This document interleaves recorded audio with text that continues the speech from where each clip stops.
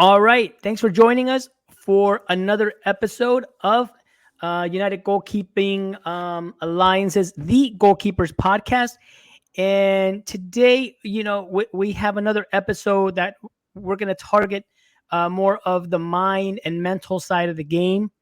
And joining us today is owner, founder, president Erik Eisenhut, who recently started um, to do some work with the parents of our goalkeepers regarding some of those different nuances in the game, right? So not just the physical stuff, not just the technical, tactical stuff, but also some of the healthy habits, some of the mental stuff, um, even some of the tryout stuff. Some stuff that's kind of out of our control, and how to deal with it as a parent, as a goalkeeper. How can we best support our kids, our goalkeepers, our players? But before we get into that, Erik, can you please tell us a little bit about yourself, where you're at, what you do? Um, yeah, please. All right. Hey, thanks, Coach. I appreciate you having me on. You've been doing good work with this mental health and the monthly mental health Mondays, and it's awesome. And I really respect you for the angle you've taken with this. So, Coach Art, thank you very, very much. My name's Erik Eisenhut. As Coach Art mentioned, proud member and founder of United Goalkeeping Alliance. I'm here in Pittsburgh, Pennsylvania. I currently work with the Robert Morris University women's team here, and we also work with the ODP programs. I'm the director of goalkeeping here with PA West, and also on the regional East coaching staff for goalkeepers as well. Why soccer? Why coaching? How did you get into? How did soccer come into your life, and then how did goalkeeping become kind of your what you ended up doing? It's funny, man. I was influenced at a very early age by probably two of the greatest American goalkeeping coaches that have ever existed, in Tony DeCicco and Dan Gaspar. And I say that because when I was 7, 8, 9, 10 years old, I just had the luck of my dad owning this mini mall in Farmington, Connecticut. And there was a soccer retail store in there that just sold shoes, goalkeeper gloves, soccer balls. So when I went to my dad's work, I went and hung out with the cool guys who owned the soccer store. And it was Tony and Dan, Soccer Plus.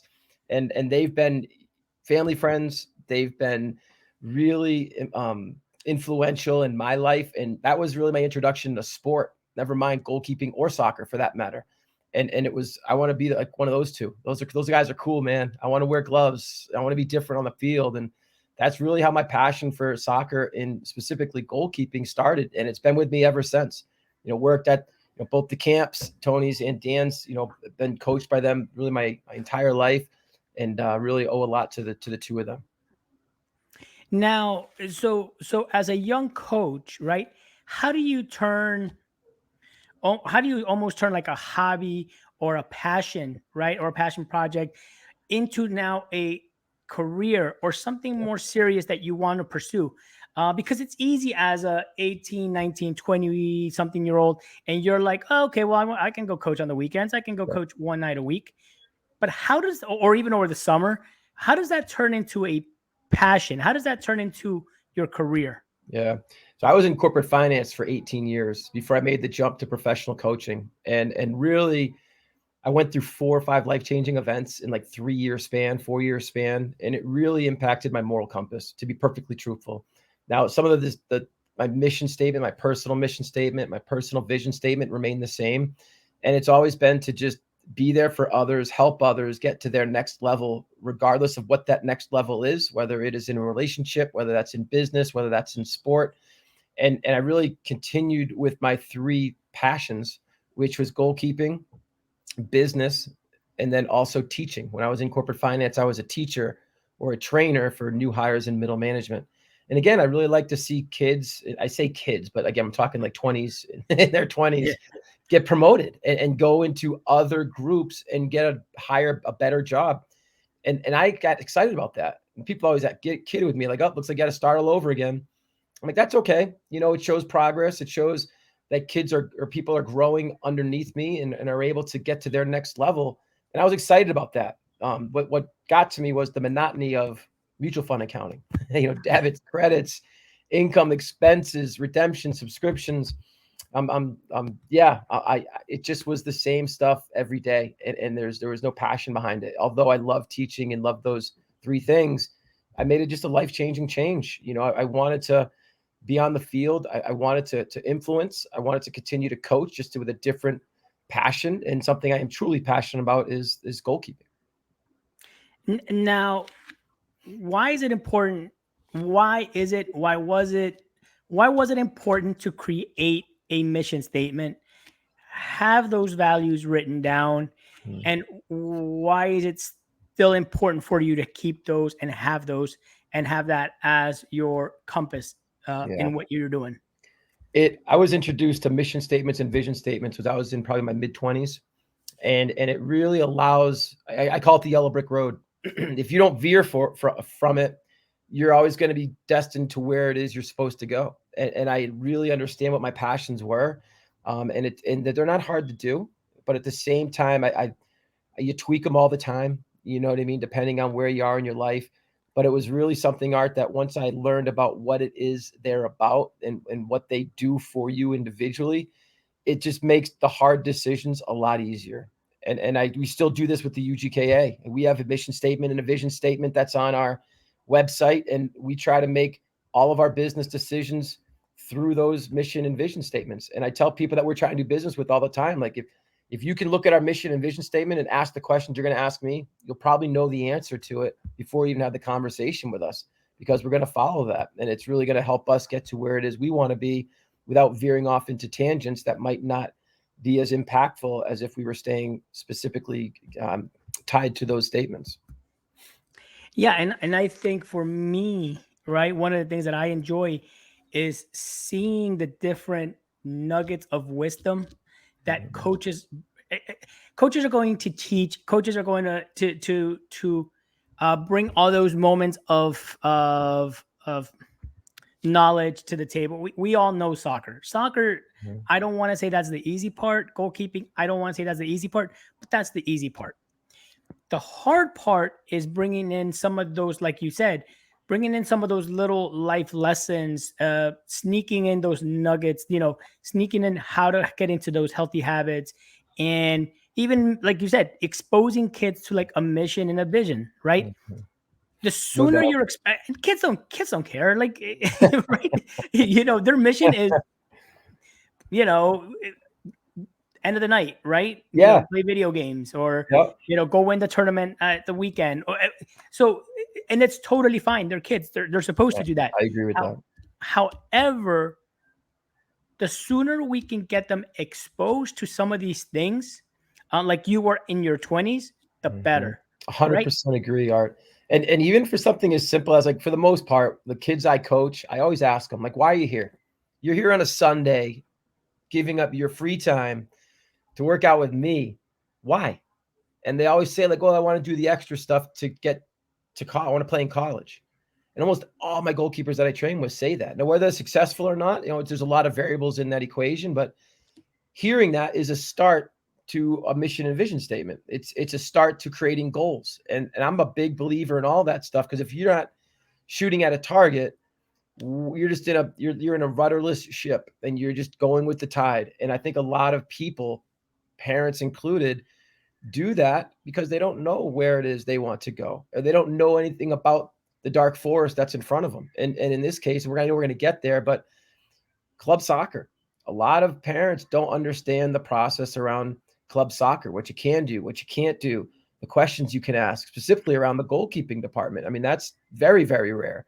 So again, I think the more people can understand the direction they want to go in, and just have an idea as to how to get there, it's going to allow them to set the short-term goals, long-term goals, and it's going to guide them with decision-making, life, just basic life during living life, on how to live and how to act, how to eat, what time to go to bed, what time to get up, and why. If there's a purpose behind it, if you have a purpose, it's going to make your decision making a lot easier, a lot easier.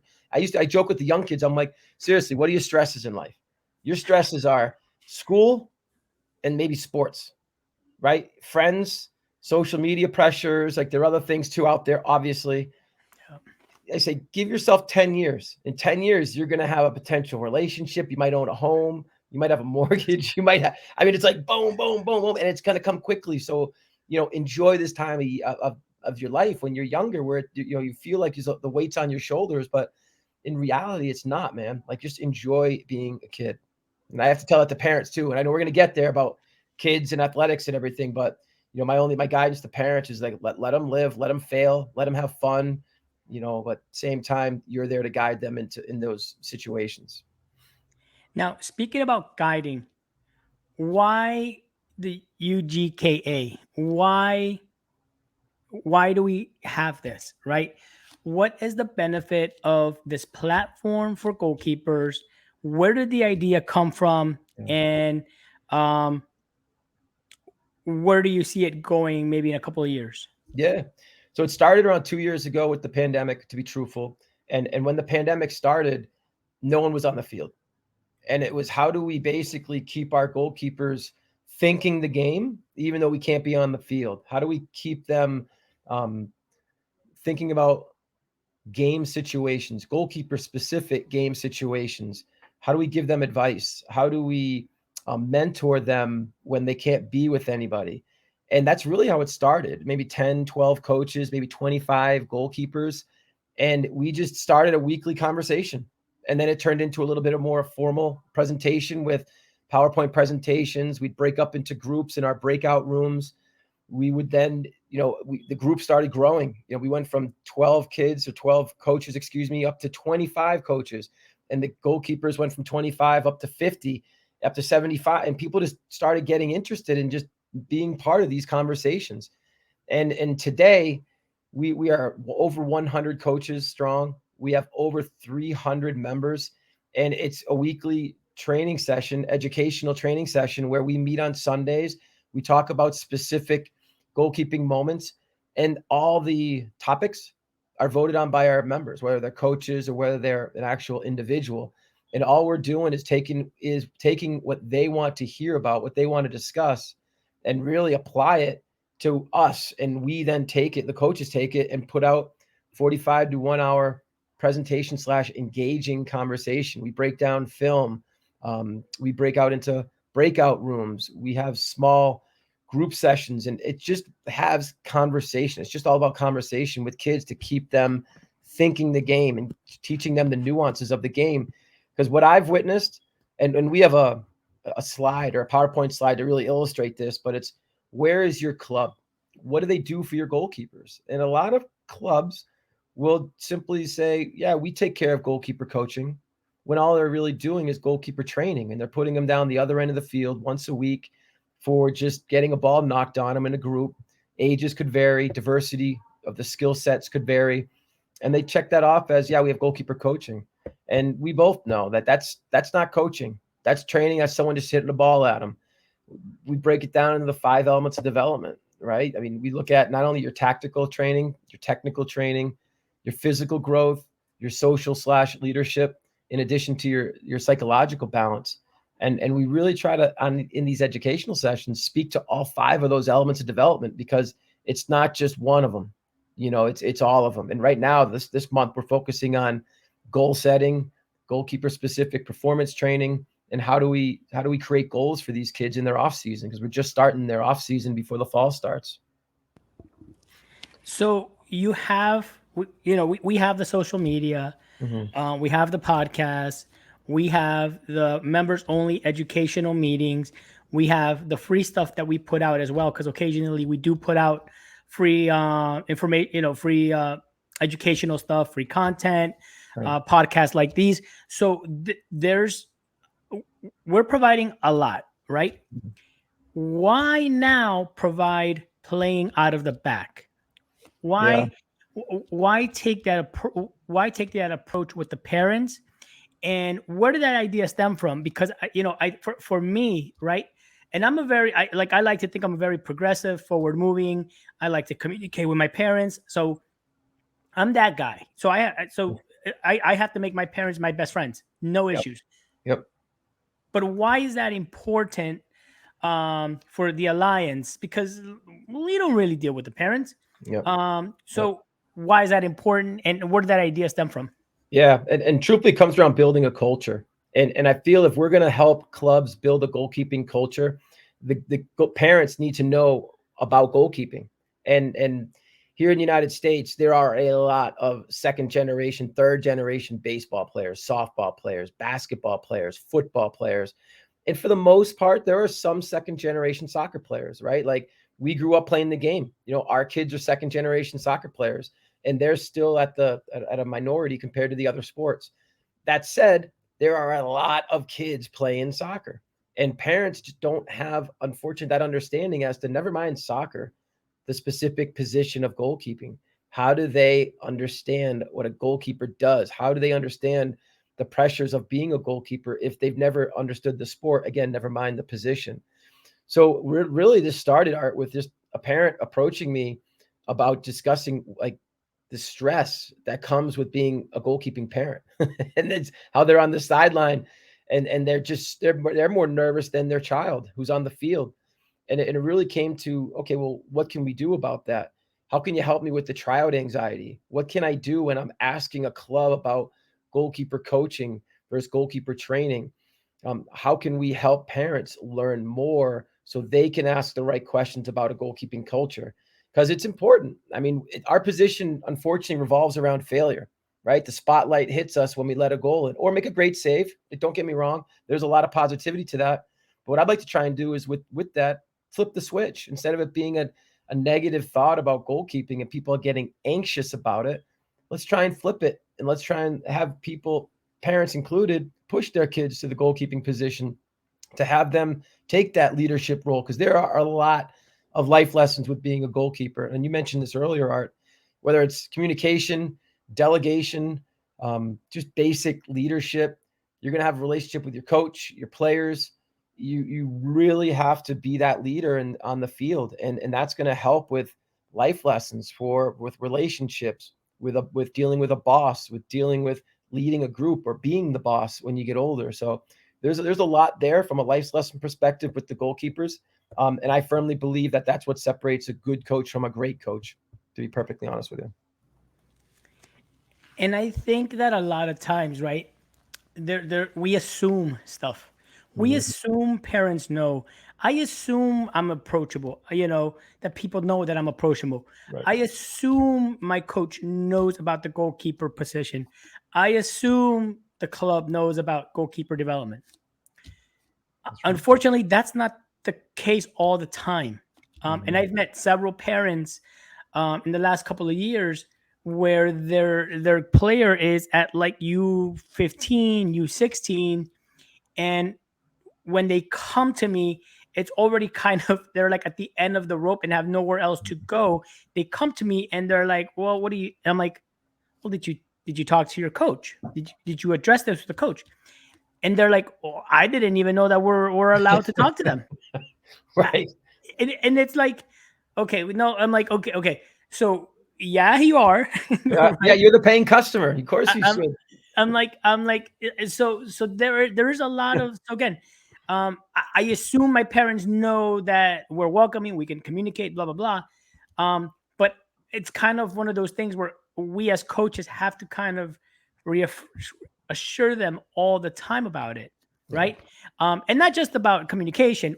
We have to reassure them that we know that we're developing, we know that what we're doing, blah blah blah. Now, specifically with goalkeeper training, coaching, and clubs, there are many clubs that are still behind. Mhm. Um, and they bring a trainer once a week, they hire a coach maybe once a week. But again, it's going back to that, kick and catch. And I'm not knocking anybody's training. Like anybody, like you have your own style, and we're happy that you are. However, for those that are looking to get to another level, for those that want just a little bit more, there's a huge tactical component. Tactical, psychosocial, Mhm. psychological. There's all these components that have to be that kids have to be exposed to. Right. So in that sense, how do you expose that not only to the kids but to the parents? Yeah. I How do you think do they, that? yeah, I think they feel it. I really do. And I think it's just a matter of the more we can engage parents, the more we just speak to them, the more they're going to say, yeah, I thought that. Same happens in basketball. You know what I mean? Like, you're seeing similarities with other sports with those other elements of development. Basketball has a psychological balance component to it as the point guard, maybe, right? Like quarterback, football, right? Then you look at the physical growth. Everyone's going to grow into their body differently. How does that impact how they play the game? That's going to happen at different sports as well. And then the social / leadership. Again, that's across all sports. So parents get that, but the part that they don't understand is the technical part or the tactical part for the most part. So that's where our training comes in. But to your question, Art, when we can educate parents that those things that they know it, they just don't know they know it. Right. So if we can address that with them, like, hey guys, like there are anxieties to this. There really are. But when a goalkeeper, messes up, for instance, a younger kid, what's the first thing they typically do? Who do they look for first? It's typically their parent, right? They look, they know exactly where the parent is. They look right at them. And there's a couple of responses that parents can do. They're either not paying attention on their phone, they're yelling at them, you should have, wait, what about the ball? Like, or they're just like, hey, next ball, don't worry, let's go, keep playing.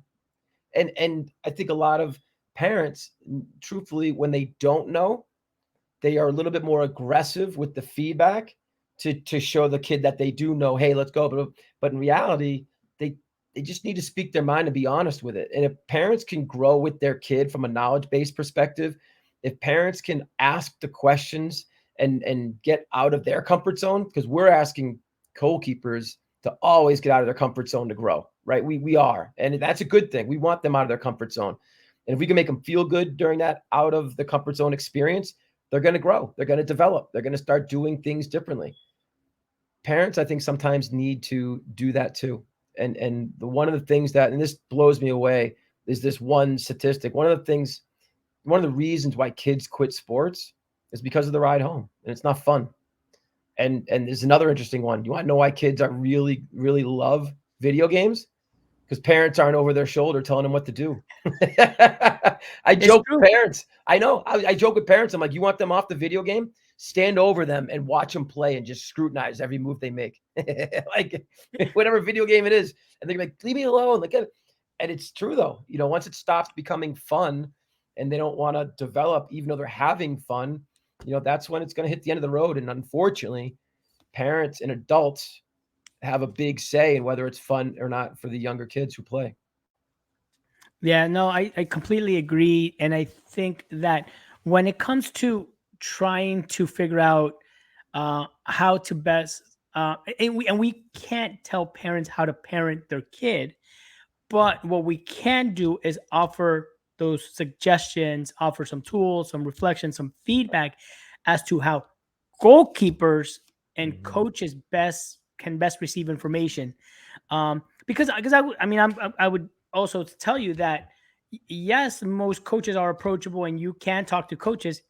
You may not want to do it after a loss, right? Right. Like if they're walking off the field off of 1-0 loss, that may not be the time. So you Mhm. also have to figure out when those moments are, right? Um, if you just lost a PK battle and a PK shootout, and now your kid's walking off the field, that's not the moment to tell them to work on their explosiveness Right. from a Right. standing position, Yep. right? It's little things like that Yep. again, I think is super important to be able to recognize and read the room. You know, when are those 100%. moments that we can be as the most effective? Right. Versus because you can say the most profound, most intelligent, like you can absolutely be 150% right. No questions about it. Right. If your timing's off, that information is not received. So true. Um, A lot of so coaches make that mistake. Like, and even in college, like for the most part, after a game, win or loss, rarely do we speak to the players. You know what I mean? Because it's not worth they just went through a 90-minute exhausting game. They put out their effort. Last thing they want is to be told and scrutinized, hey, here's what we should have done back in the first half. Like, really? Like, that's not going to work. A lot of coaches, though, it's fresh in their mind. They just lost. They have a lot of, let's call it, built in, like, and they release. And I just think that's the wrong time to speak to a team. Do it the next day when everyone's fresh. They've had time to think about it. Again, the pressures, the stress that come with sports is crazy. It really is, and especially if it's communicated in a negative way, or we don't know what to do, so we did what happened to us. Think about that. Oh, well, that's how I did it when I was a kid. That's how my coaches coached me. Dude, that was 30 years ago. That was when Bobby Knight was allowed to throw a chair across a basketball full court. You can't do those things anymore. You know what I mean? So it's like things have changed, and it's how do we adapt ourselves to today's generation? And there are a lot of tools we can use to help with these kids. And I think that through the different changes in generations and through the different handing of the baton to younger coaches, and now that we have to adapt to younger players and what the players are doing now. It's super important that the coaches stay relevant, right? Mhm. And stay with the times and figure out how to use technology. And if they have to text or if they have to get an app, and that's where the group chat is at, then that's what they have to do. You have to learn that stuff. Um, but I also think that's something that was has been done throughout history, right? When you first started, when I know when if just think about not that far, like in the 80s when we first started. The first thing that we were doing was printing out directions, right? And then we didn't even have a GPS, right? Right? And now, and the coaches have to evolve with the times, right? So again, I could date myself, Yeah. um, but no, it's super important. And just like the coaches need to get that education, it's important for us to share that with the parents, Bingo. certainly with the kids, because now not only are we talking about the same subject, we're speaking the same language. Yeah. And truthfully, to that point, Tony, oh my geez, to that point, Art, the one thing that I've been doing with my academy goalkeepers in particular is I've literally, after our sessions, I'll get the parents together because they watch, they listen, they socialize too, but they're keeping an ear and an eye out. I'll bring them together, and for 5 minutes, I'll explain what we just did. Hey, here's how we worked on diving today. And if you see little Johnny turn his shoulders and land on his belly, let me tell you why that's happening. Here's what you could do to help your goalkeepers stay in the proper technical form when you see them land on their stomach. Here's what the hand position should look like, right? Here's why I'm asking them to communicate in this regard at this moment. And when they understand it, they then can have an they can have a smart, intelligent ride home and talk about a specific moment, possibly in a game, that could have occurred. And before they couldn't have done that. Hey, that ball that went through your legs when you tried to scoop it? Well, here's what I noticed. Your hands were together, but your elbows weren't. There was a big hole there, so it went right through. Let's put those elbows together and create little things like that, believe it or not, go a long way with parents as younger goalkeepers, because those errors, they're going to happen. Like, those errors are just going to happen with younger kids. And can we help them feel relaxed in those situations? And especially when it comes, can parents help them be relaxed in those situations? Yeah, because it's not about it's you there's only so much somebody can take. So when you're trying to hammer somebody, like at some point, they're just going to lose interest. They're going to just be like, okay, cool, thanks, no thanks. Here's the And other that's thing I say to them, Art, and that's a great point. I always say to them, it's so easy to pick out the things they did wrong and talk about that. Do it the opposite. Flip the switch. Find all the good things that they did. That one catch with that perfect technique, and the rebound went down, it didn't go through your hands. That was awesome. Great job. Remember the time you yelled keeper and came out for it and smothered it? Brilliant. Keep doing that. Like, don't even talk about the negatives, because you know what? 10, 11, 12-year-old Johnny, they know what they did wrong. they do. They really do. And I think the more you can compliment them on the things they did right, you're going to be able to engage with your children at a much easier way, in a much easier way, excuse me. And they're going to smile, they're going to laugh, they're going to enjoy it. And they're also going to say, believe it or not, this came out with my own experience, my own two boys. Like, hey man, that was an awesome catch that you did. Yeah, Dad, but I also, earlier in the game, I tried it differently. It went right through. So I was talking, like, all of a sudden they're telling me what they did wrong. And it's like, great, man. I love how you corrected it in game. Good for you, buddy. That's fantastic. And it resonates a lot more for them. And it just becomes a much friendlier conversation, which sounds bizarre, but it really does. Yeah, Tony DeChico, catch him being good. Bingo. Agreed. And that was the quote, man. If there's one quote that's one of them right there that I love to utilize because it's so true. And funny story about that. He used to be the opposite. He did. He really Yeah, did. sure. He went through a moment where he just wasn't communicating well with his team. So he flipped it. And well, look at his status now. He's a legend. Yeah, and again, right? It's that it's a little bit of that mindset of like negative versus positive, energy or talk and whatnot, and we can go into that. But no, that appreciate you, Erik, for Yeah. joining me here today.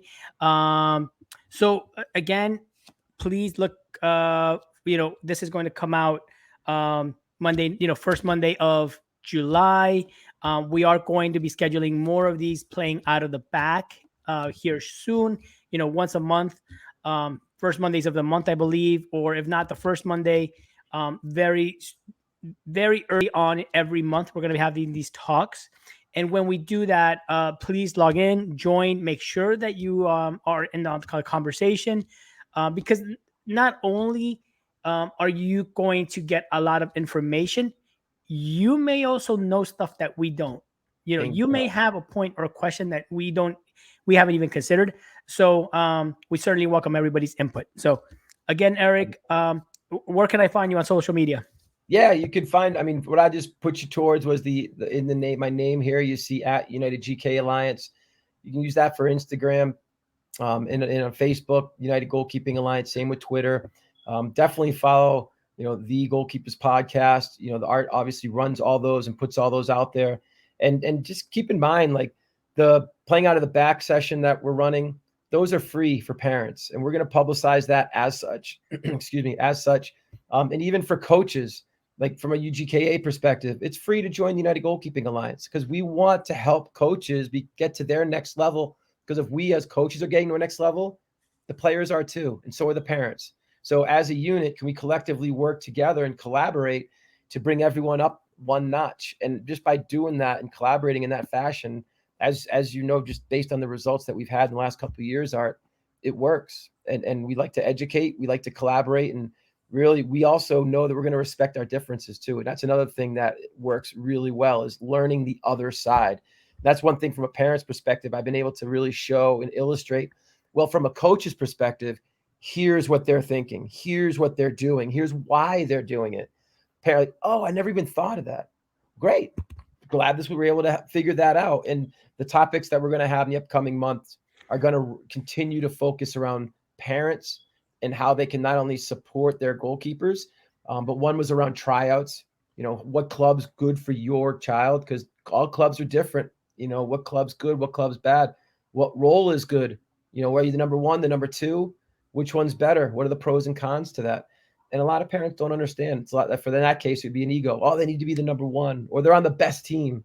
But what's the development process in either of those two situations? So there's just so much we can, with all of our experiences, Art, we have so much that we can share with parents, and it's just a matter of what do they want to learn about. And the list is growing. And that's the best part too. Like as parents are tuning in and watching past sessions, they're starting to understand what it is this is about. And then we're beginning to get more and more communication with parents, and they're able to share with us what it is they want to hear about and learn about.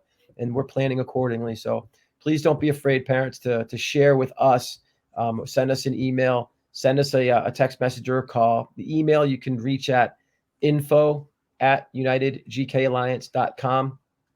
And other than that, man, Art, I appreciate you. Thanks for today. I've always this is going to be great. I really love where we're going and everything that we're doing for parents. I think it's just going to help with our connections to our goalkeepers and really help our goalkeeper coaches do better with what it is they're currently doing if we can get parents involved and have them understanding too. Yeah, I completely agree. And yeah, make sure, and we'll post all this, all the contact information in the show notes Thank you. for the YouTube, on the YouTube channel and on the podcast show notes. So if if you didn't get a chance to write it down, they will be there for you. So make sure you reach out if you have an idea, if you're a coach and you're kind of like looking at, do I join? Do I not join? Join. I'm telling you, Yeah. Well, join. I always say, Art, just join for one. Check it out. Check out one of these like playing out of the back sessions. And if you like it, awesome. If you can refer it to someone, great. But this is designed for parents to openly communicate and show concerns and really address whatever it is they want to address. And we're here to help them. Yeah, and just so everybody knows, there was a funny way that we came up with the name playing out of the back, right? Because Right. the idea is that we're all in this together, right? Mhm. And we're not trying to just wing it and see what happens. We're actually trying to unify parents, players, coaches, clubs, academy directors, whatever soccer entails. We want to be able to move forward, but together. So, Yeah. thank you again, Erik, and then have a good one, and we will catch you during your presentation. Awesome. Thanks, Art. Appreciate you, sir. Thank you.